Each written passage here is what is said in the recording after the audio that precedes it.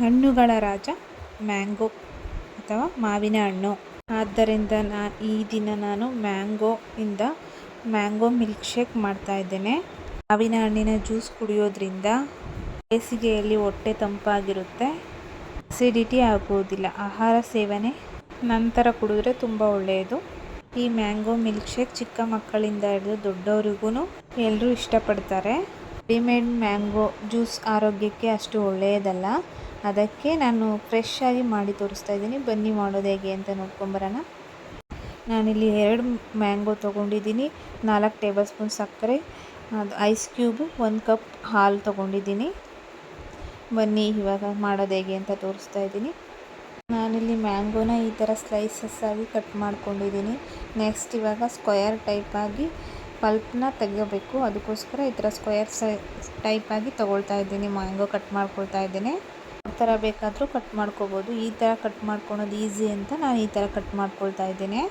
ನೋಡಿ, ಪೂರ್ತಿ ಹಣ್ಣಾಗಿರೋ ಮಾವಿನ ಹಣ್ಣು ತೊಗೊಂಡಿದ್ದೀನಿ. ಈ ಥರ ಹಣ್ಣಾಗಿರೋ ಮಾವಿನ ಹಣ್ಣಲ್ಲಿ ಮಿಲ್ಕ್ ಶೇಕ್ ತುಂಬ ಟೇಸ್ಟ್ ಚೆನ್ನಾಗಾಗುತ್ತೆ. ನಾನು ಈ ಥರ ನೈಫಿಂದ ಎಲ್ಲ ಈ ಥರ ತಗೊಂಡಿದ್ದೀನಿ. ನಿಮಗೆ ಯಾವ ಥರ ಅನುಕೂಲನೋ ನೀವು ಆ ಥರ ತಗೊಳ್ಬೋದು. ಈ ಥರ ಸ್ಲೈಸಸ್ ಆಗಿ ತೊಗೊಳೋದು ಮ್ಯಾಂಗೋ ಪಿಲ್ಪ್ ಎಲ್ಲನ. ಮ್ಯಾಂಗೋ ಮೇಲಿನ ಸಿಪ್ಪೆ ತೆಗೆದುಬಿಟ್ಟು ಕೂಡ ಚಿಕ್ಕ ಚಿಕ್ಕದಾಗಿ ಕಟ್ ಮಾಡ್ಕೊಳ್ಬಹುದು. ನಾನಿಲ್ಲಿ 2 ಮಾವಿನ ಹಣ್ಣನ್ನು ಕೂಡ ಇದೇ ರೀತಿಯೇ ಕಟ್ ಮಾಡಿ ಇಟ್ಕೊಂಡಿದ್ದೀನಿ.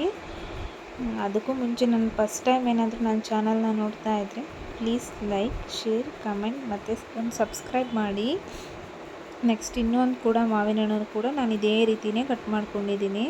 ನೀವು ಬೇಕಂದರೆ ಯಾವ ರೀತಿನಾದರೂ ಕಟ್ ಮಾಡ್ಕೊಬೋದು. ನಾನು ಇದೇ ರೀತಿಯೇ ಕಟ್ ಮಾಡ್ಕೊಂಡಿದ್ದೀನಿ. ಇವಾಗ 2 ಮಾವಿನ ಹಣ್ಣು ಕಟ್ಟಾದ ನಂತರ ಈ ಥರ ಕಟ್ ಮಾಡ್ಕೊಂಡಿದ್ದ ನಂತರ ಒಂದು ಮಿಕ್ಸಿ ಜಾರಿಗೆ ಹಾಕಿಬಿಟ್ಟು ಅದನ್ನು ಗ್ರೈಂಡ್ ಮಾಡ್ಕೊಬೇಕು.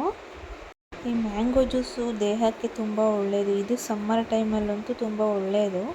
ಮ್ಯಾಂಗೋ ಜ್ಯೂಸು, ಐಸ್ ಕ್ರೀಮು, ಮ್ಯಾಂಗೋದಿಂದ ಏನಾದ್ರೂ ತುಂಬ ಒಳ್ಳೆಯದೇ.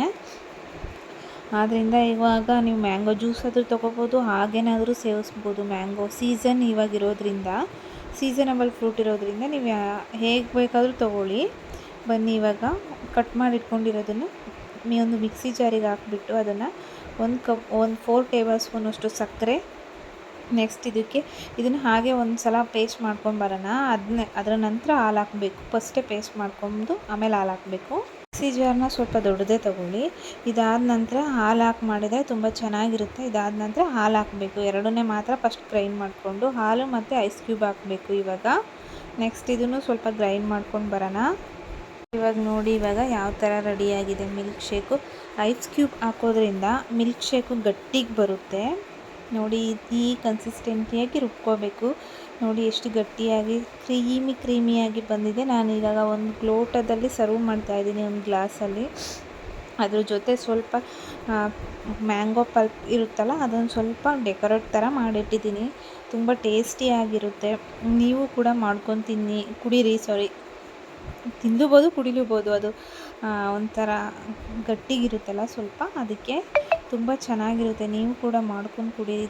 ತುಂಬ ಟೇಸ್ಟಿಯಾಗೂ ಕೂಡ ಇರುತ್ತೆ, ತುಂಬ ರುಚಿಕರ ಆಗಿರುತ್ತೆ. ಮಕ್ಕಳು ಕೂಡ ತುಂಬ ಇಷ್ಟಪಟ್ಟು ಕುಡಿತಾರೆ, ದೊಡ್ಡವರು ಕೂಡ ಇಷ್ಟಪಟ್ಟೆ ಕುಡಿತಾರೆ. ಇದನ್ನು ತುಂಬ ಈಸಿಯಾಗಿರುವಂಥ ಮ್ಯಾಂಗೋ ಮಿಲ್ಕ್ ಶೇಕ್ ಇವತ್ತಿನ ರೆಸಿಪಿ ನಿಮಗೇನಾದರೂ ಇಷ್ಟ ಆಯಿತು ಅಂದರೆ ಪ್ಲೀಸ್ ಲೈಕ್ ಆ್ಯಂಡ್ ಶೇರ್ ಮತ್ತು ಒಂದು ಕಮೆಂಟ್ ಹಾಕಿ ಹೇಗಿದೆ ಅಂತ ನೋಡಿಬಿಟ್ಟು ನೆಕ್ಸ್ಟು ಒಂದು ಸಬ್ಸ್ಕ್ರೈಬ್ ಮಾಡಿ. ಚೆನ್ನಾಗಿದ್ದರೆ ಪ್ಲೀಸ್ ಸಬ್ಸ್ಕ್ರೈಬ್ ಆಗಿ. ಸಬ್ಸ್ಕ್ರೈಬ್ ಆಗ್ತಾಯಿದ್ದೀರಾ, ಪ್ಲೀಸ್ ಹಾಗೆ ಮಾಡಬೇಡಿ.